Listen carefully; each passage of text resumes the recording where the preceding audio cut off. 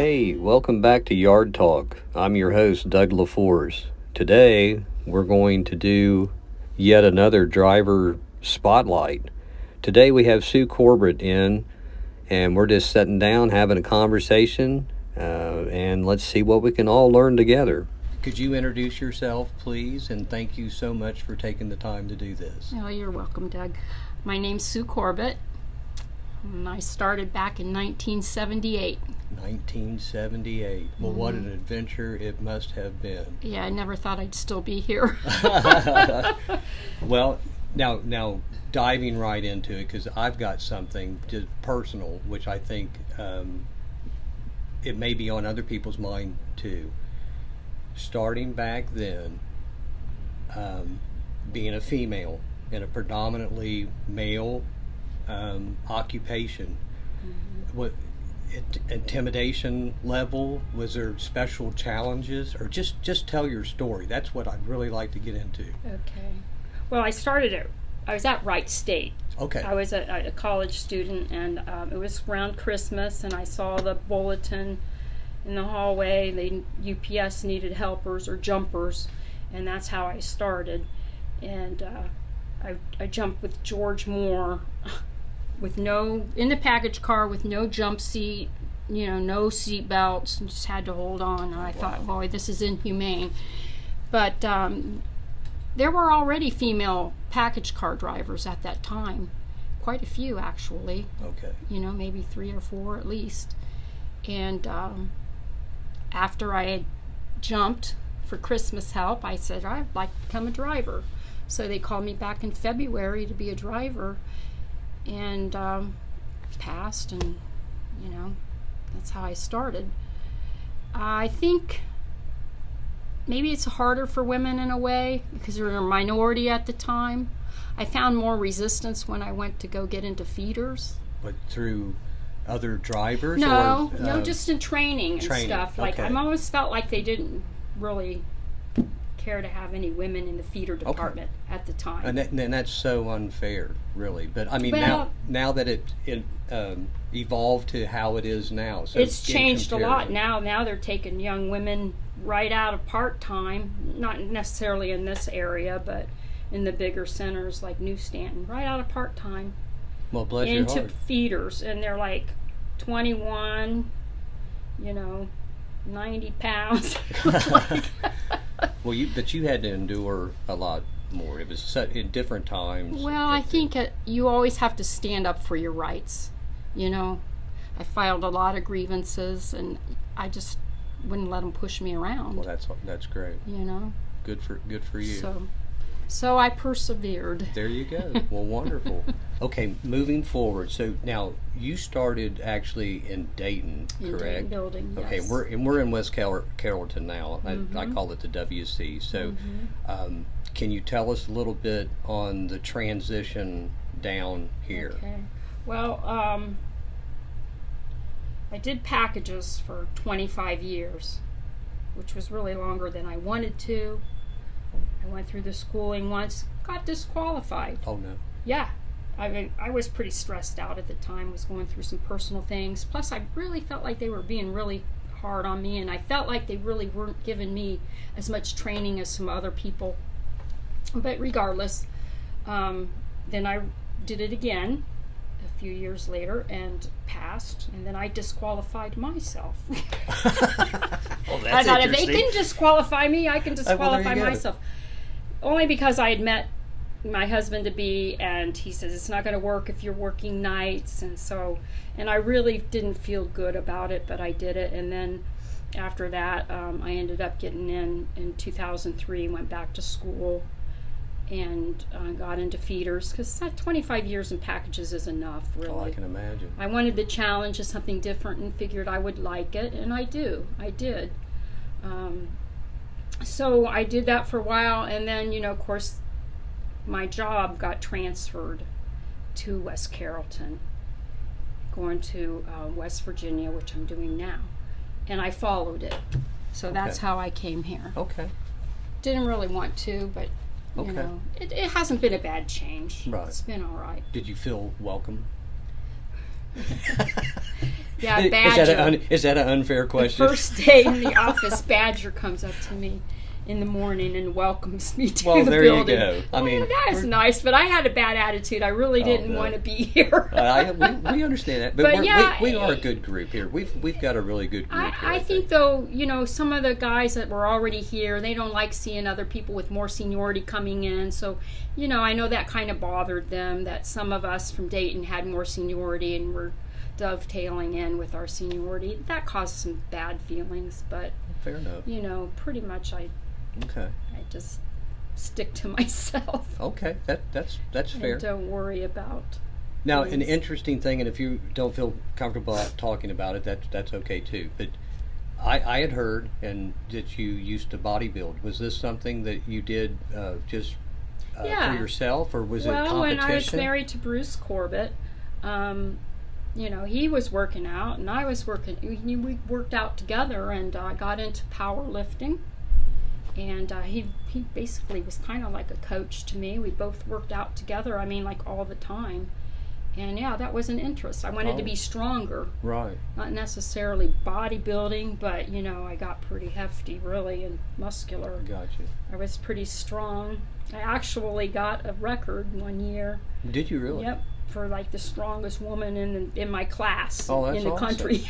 That's I was awesome. like, where did that magazine go that proves that? But it was NASA, Natural Athletes Strength Association. Oh, that's really cool. So I didn't use any drugs, Well, didn't do any of that. Did all natural. That's so great. I did pretty well, I guess. Awesome.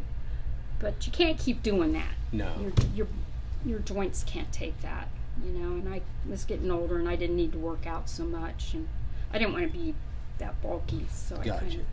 I still work out, though. But you still are involved in yoga and just I love yoga. I think yoga is good for everybody.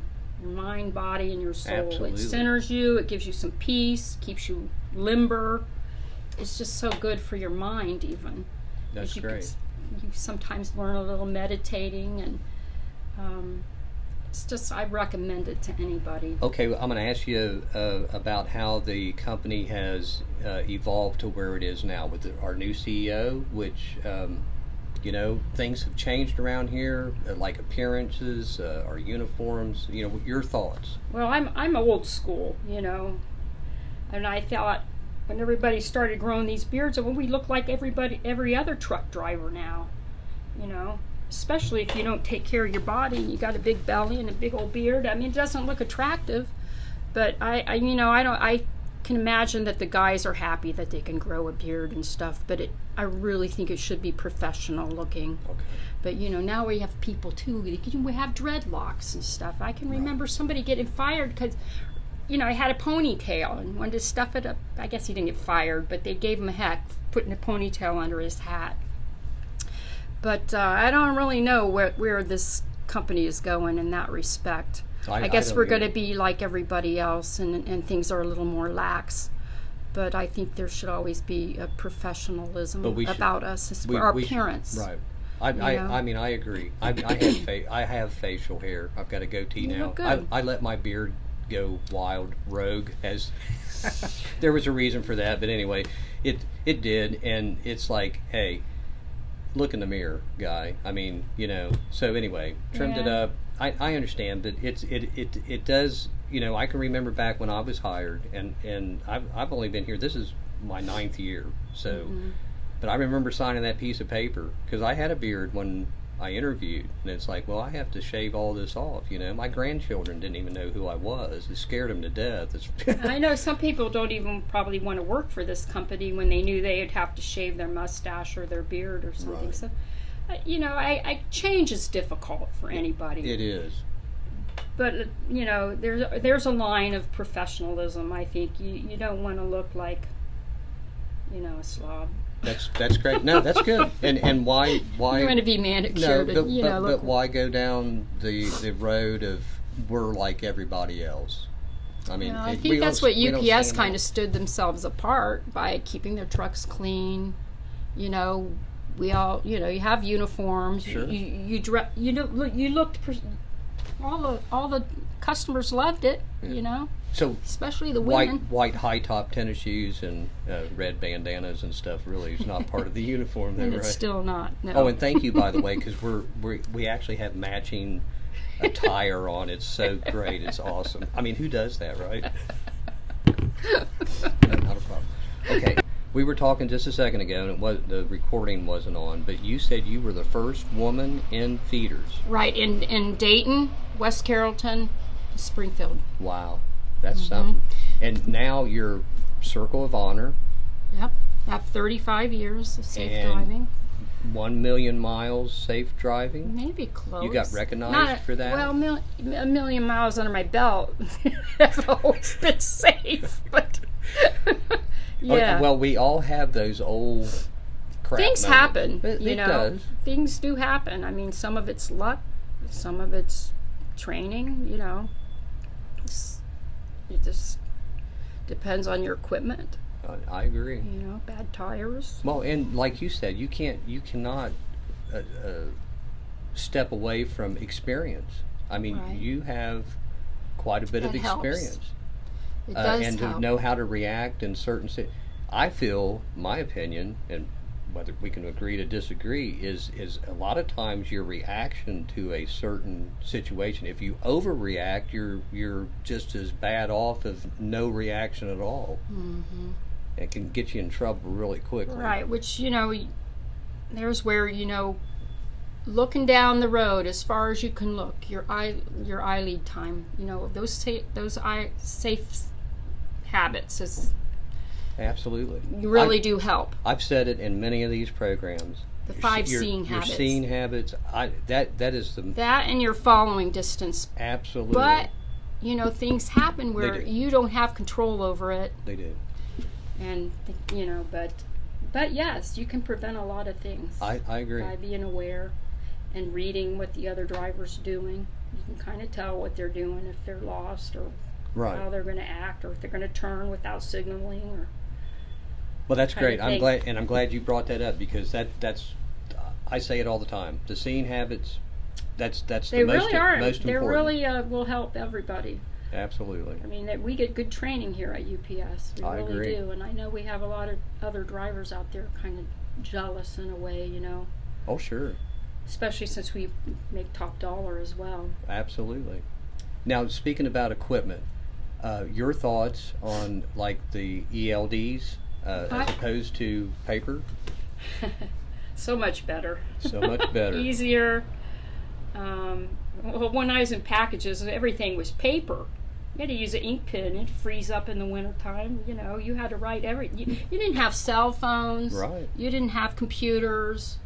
You know, I'm not a big fan of some of the electronics and what they're trying to do in our tractors now. I mean, some of those noises are more irritating than they are helpful, and they don't necessarily work like they're supposed to, like the forward, you know, collision mitigation things. I just could throw your brakes on because somebody's up there turning and it throws the brakes on. Or he sees an overpass and thinks it's a Right. vehicle. So you know, they're not perfect. Right. And I don't know about some of I could do without some of those things. What self-driving tractors? What's your thoughts on that? No, thank you. Why be there? I mean, I agree. I don't want a self-driving car either. I will quit, I will quit driving. I think even a personal vehicle. I do not want to share the road with self-driving. And the other tractor thing I trailers. don't like, and it hasn't happened in our center yet, but the cameras in cab, I think, are an invasion of our privacy. Okay. They tell you certain things about them that aren't true, like they can hear you Right. and that kind of stuff. I mean, I Well, don't want a camera on me. Proof in point. My brother, his Mm-hmm. company, he has a camera on him. My son, same thing. He drives, and yes, they most certainly can. It has the ability. If it's filming, you have sound. You can hear too. But it's now it did save my brother bacon on an accident. No. But Sometimes I it mean, can. because it wasn't there wasn't any he said this that You it got was proof. plain. You got a picture. But he has become comfortable, which I agree with you. I wouldn't feel comfortable with Well, having outward that. facing, okay. Yeah, outward be But fine. facing me, Yeah, I agree. I mean, what are they trying to do? Catch us, on the cell phone or distracted? I just, I'm not real. No, I totally agree. I'm not on board with that. I agree with you 100%. Hopefully, I'll be gone by then. And then I think it's taken, like you said, some of the things, the electronics on these tractors and that, it's taking the ability of you're not driving. And what about going to the other way of looking at it? Okay, it could become that you get laxed.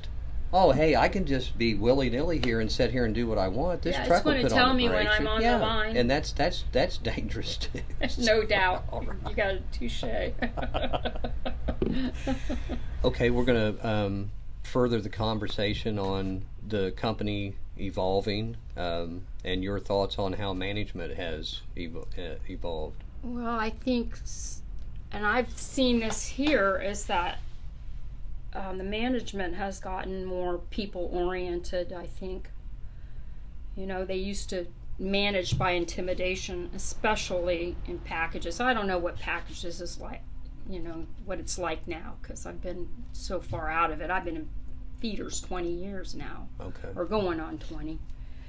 So, but, if you want respect, you've got to treat somebody with respect. I agree. To get it back, and it's just refreshing to see management that know how to handle drivers with humor, and and are just qualities just a little better there. To come at people like a human being, right? Basically, it's right. Yeah. Now, I'm not saying that there aren't some supervisors out there or management people that aren't, respectful to others.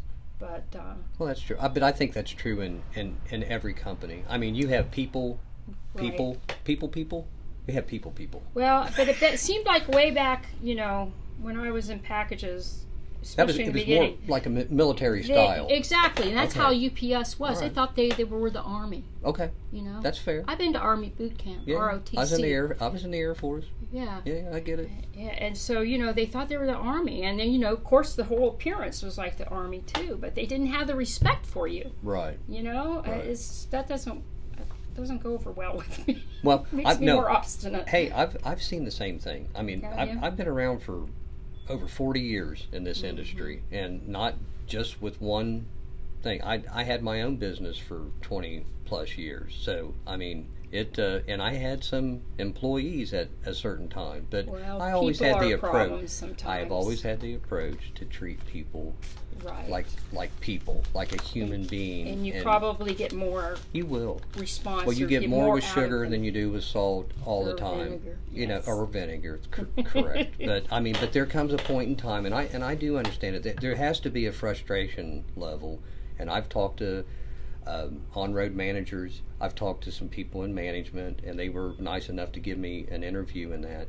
But I've seen the same thing you have, and it seems to me, even, like I said, I've only been here, this is my 9th year, but I have seen a change. Have you? Good. Yeah. Good. And it's even the part-time, Used to, you'd come in this building, I thought I made a horrible mistake when I first came here. I was like, because it doesn't bode well for me, somebody turning red, screaming at the top of their lungs, because, well, buddy, you're not going to get much of anything out of me at that point.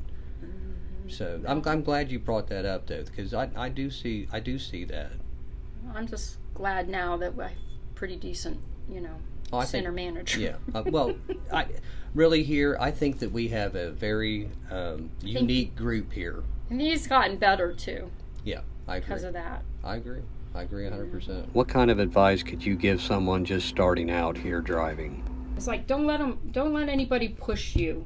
If you're driving and you're in bad weather and you're not comfortable, go the speed you're comfortable with. Do not exceed that. That's good advice. Because you have those truckers going by you, passing you, or on your, right on you, but just hold your course. And the other thing is, and I've learned this, trying to learn it, is not to react. There's going to be people that act like fools around you, and just let it go. Don't take it personal. Just act. Don't react. Right. You know. Just another day at the And office. just kind of like ignore them. There you go. That's good. Yeah, absolutely. Just do what you need to do. I agree.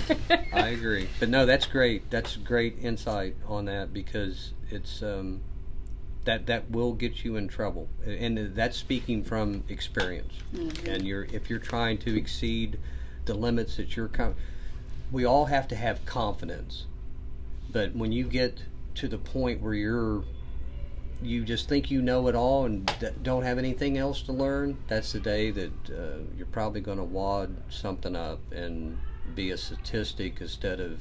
yeah, and just there's no reason to go faster than you're comfortable with. I agree. You know? In the inclement and weather... there probably is such a thing as being overconfident, but if you're doing everything you can do to just stay in control and do your job. And I agree with you 100%. That's great. That's great advice, and everybody should listen to that. Well, do you have anything else you'd like to add to this? Try to find some joy in your job. There you go. I mean, look around, enjoy the scenery. I know it sounds hokey, but if you can't find something that you enjoy about it, then maybe you need to think about a different type of job. Yeah. But I know all of us will have to operate sometimes too on lack of sleep. That's a big thing. And as a truck driver, you kind of learn to do that. You just have to stay focused. And especially some of the hours some people have. Right on. It's and if you're working all nights and this, that, and the other, it's hard to flip that schedule around every week. I feel sorry for the guys that have to work nights. But some of them like that. That's true too. But, they don't get their proper rest. That's true. But that's we've been told that many times. I know. Well, how about let's wrap it up on what does Sue like to do outside of work? Okay. And what's your hobbies, your interest? Well, as we already said, I love yoga. I like staying in shape. It's not always easy to go to the gym, or maybe go out and walk, but I like to hike. I scuba dive. I love to travel. I grew up in a military family, and I think that must be where I got the sense of adventure and travel. I love to go to foreign countries. Getting ready to go to Africa in June on a safari. Kayak. I've got my pilot's license. Haven't done that in a while. Oh, wow. I've skydived. Interesting. I could ski, but I've never really took too many lessons or anything. Water ski and snow ski, but I'm not good at it. But I can manage. I think you're being modest. Really, I'm not. But so, out in your adventures, what's the most interesting place you've been to so far? I loved Italy. Italy. I went on a bicycle tour. It was really neat. Now, it's good to see the countryside. How's the culture over there compared to America? Oh, well, we went through a park, and there's all kinds of people out in the park exercising and doing this, and you see a lot of, people just being a little more active, it seems like. A lot of coffee, restaurants, old culture. You have old watchtowers and old buildings and churches, and Spain was pretty neat too. It was a lot like that too, but I liked Italy because it was more, like out in the country kind of. So. Now, when are you going to Africa? June. Mm-hmm. Wow. Yeah. That's going to be neat. And I love the ocean. That's probably why I like to scuba. I like to snorkel, and I love to read. I can spend hours reading. And another kind of addiction that I have is if there's a jigsaw puzzle, I can't leave it alone. It's like, oh my gosh, it's getting late. I need to go to bed, and I'll be one more piece. One more piece. That's awesome. But it has to be completed eventually, pretty quickly. Okay, I got you. I love it though. Why? I don't know. Oh, that's good. So that's awesome. That's about the size of it, I think. Well, I like to hike, kayak. I really outdoorsy. Appreciate you taking the time to do this. I think I appreciate you asking. Your story is special. And I mean, we talked about this previous to this, so everybody knows. And I wanted Sue to brag on herself some. She's very modest over what she's accomplished in her career, but we do appreciate you being here. Thank we you. appreciate everything you've done, and you yourself has probably set forward things. I mean, in being the first woman in this area and stuff like that, you're setting up for people coming up to follow. But the thing of it is I know, I'm no better than anybody else. But if you set your mind to something, you're capable. You can do it. That's great. And I've never let that intimidate me. Because I'm a woman, I was like, I just want to be like one of the guys, sort of. I don't want to be special. That's character. Well, whatever. That's character. It is. That's awesome. That's great. And I know I don't do any better than anybody else. So There again, like I said, she's being very modest. Well, it's true. But thank you so much. I appreciate your time. Thank you so much.